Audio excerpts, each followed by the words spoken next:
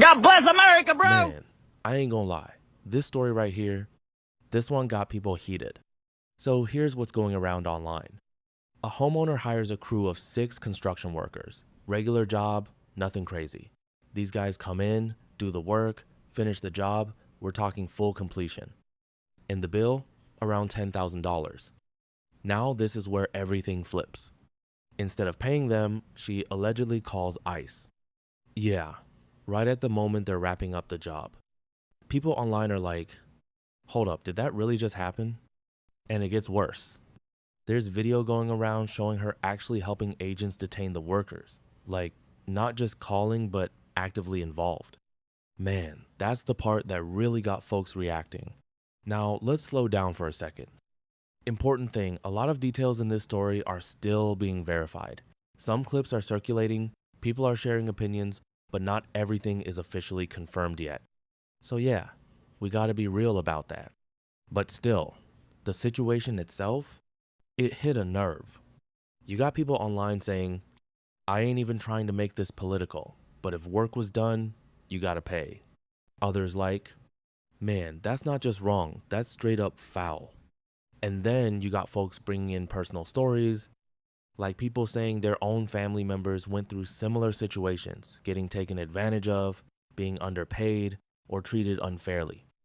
That's why this story feels bigger than just one situation. Then you got another side of the internet saying, look, we don't know the full story yet. And that's fair too. Some people are like, what if there's more context? What if something else happened before this?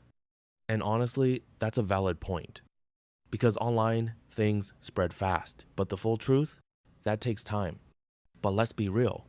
Even with all that uncertainty, one thing most people agree on is this.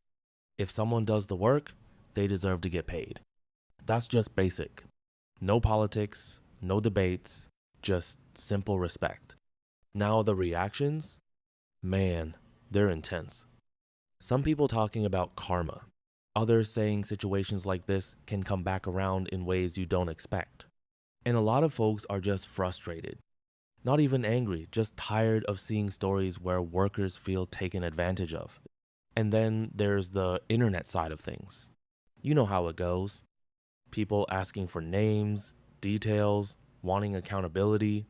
But at the same time, others are like, yo, chill. Let's not take things too far without knowing everything. So now the question becomes, where do you draw the line?